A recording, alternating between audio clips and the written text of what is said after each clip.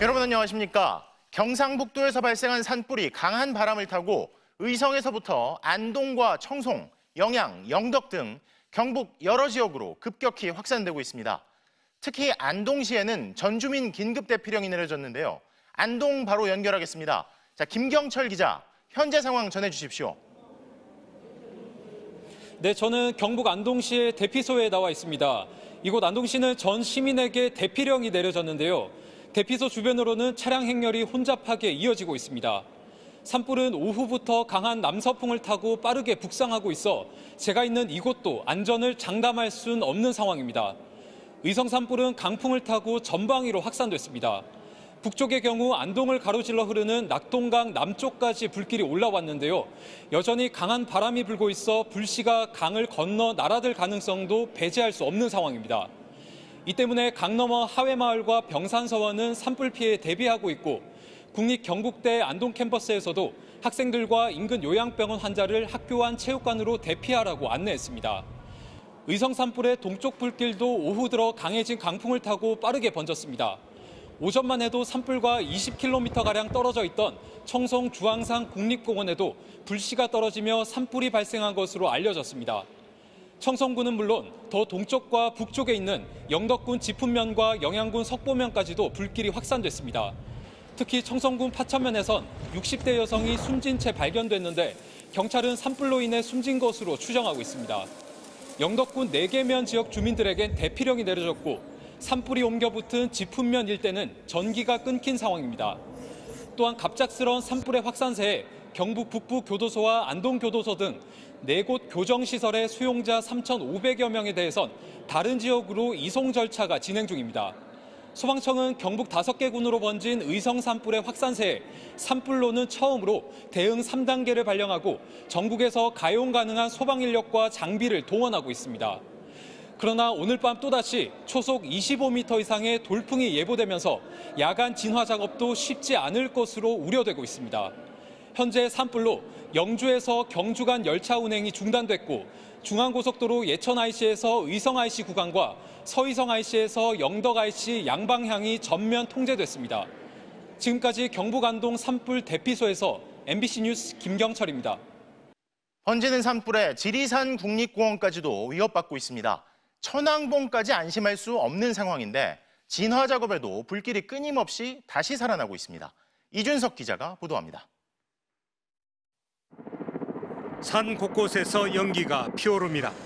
진화 헬기가 연신물을 쏟아붓습니다. 마을 뒤편까지 산불이 번지면서 주민들은 대피했습니다. 전자산 이제 다들 투자돼 있고 내가 여기 살고 있는데 저 날아가면 나는 어떡하라고 이제. 엄청 불안하죠. 동당리 뒤편 산불 현장에서 지리산 국립공원 구역까지는 수백 미터 거리에 불과합니다. 천왕봉까지는 8.5km 정도지만 바로 옆 중산리까지 불이 번질 경우 천왕봉도 안심할 수 없는 상황입니다. 여기 뚫리면 어떻게 되나요? 지리산 국립공원이 탈 수가 있죠. 여기는 쭉 연결돼 버리거든. 그러니까 여기서는 조금이라도 넘어갔다면 위험해지죠. 산림당국은 산불이 지리산 능선으로 번지는 걸 막기 위해 헬기를 집중적으로 배치했고 산불 전문 진화대도 투입했습니다. 확산을 저지하기 위해서 헬기를 집중 투입을 하고 있고요. 이것들에 대해서 더 이상 번지지 않도록 확산 지연제인 리타던트라는 약재를 포함해서 저지선을 구축하고 있습니다. 하지만 바로 옆 첫 발화 지점에서는 낮에 헬기 진화를 해도 밤에 되살아나는 진화와 재발화가 되풀이되고 있습니다. 두꺼운 낙엽 속에 불씨가 살아나 바람을 타고 번지는 겁니다. 산불은 지상 진화를 해야 완전히 끌 수 있는데 산세가 흠해 작업이 쉽지 않습니다. 어제 우리가 그쪽에 올라갔다 왔는데 낙엽층이 두껍게 있어서 물이 안 스며드는 게 안 꺼지는 거예요. 병사가 45도 이상 되기 때문에 좀 접근도 어렵고. 닷새째 이어진 산청 하동 산불 현장에선 주민 피해와 지리산 확산을 막기 위한 막바지 총력전이 벌어지고 있습니다. MBC 뉴스 이준석입니다. 서울 도심의 대형 땅꺼짐 사고로 추락한 오토바이 운전자가 결국 숨진 채 발견됐습니다. 퇴근 시간 도로 위를 달리다 순식간에 18m 아래로 추락한 건데 서울시는 사고 현장 아래에서 진행된 지하철 9호선 연장 공사와의 연관성을 조사하고 있습니다. 먼저 백승우 기자가 보도합니다.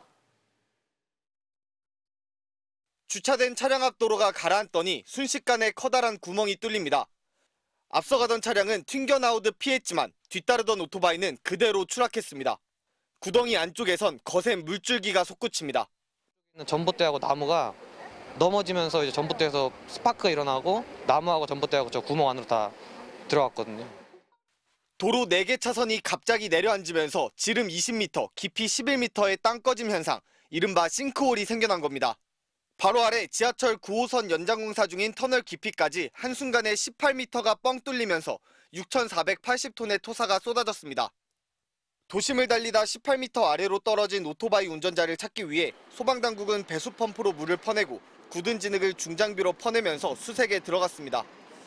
먼저 싱크홀 중심부에서 차례차례 오토바이와 휴대전화가 확인됐고 사고 17시간이 지난 낮 11시 22분쯤 30대 운전자는 50m 안쪽에서 진흙에 매몰돼 숨진 채 발견됐습니다. 들어갔던 그 상태에 헬멧을 끼고 바이크 정화를 신은 상태에서 거의 온전하게 엎어진 상태로 발견했습니다.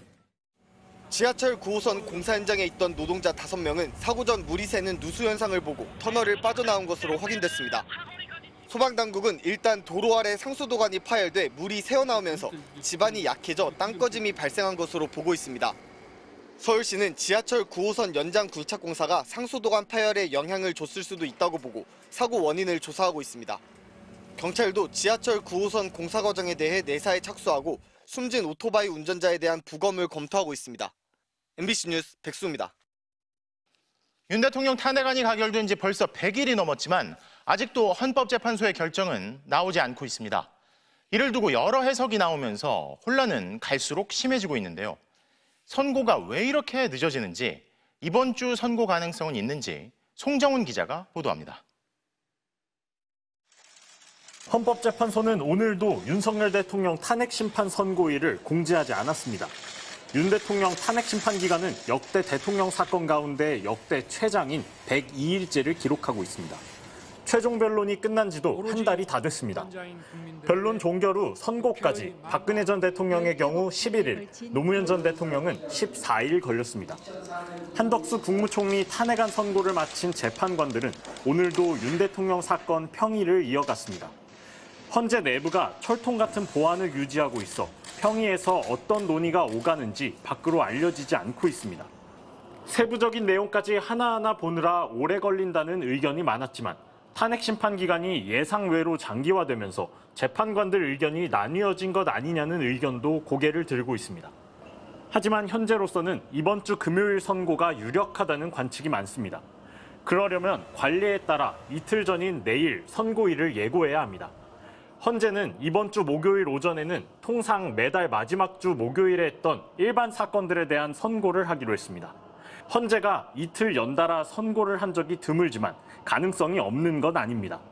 헌재 관계자는 어떤 가능성도 열려 있다고 했습니다.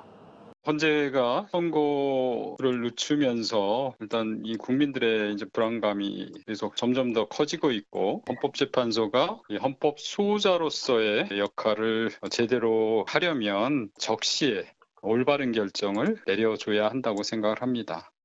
헌법학자들 다수는 위헌, 위법성이 뚜렷하게 드러난 12.3 비상계엄과 관련한 탄핵 결정을 하는데 이렇게 시간을 끌 일인지 의문을 품고 있습니다.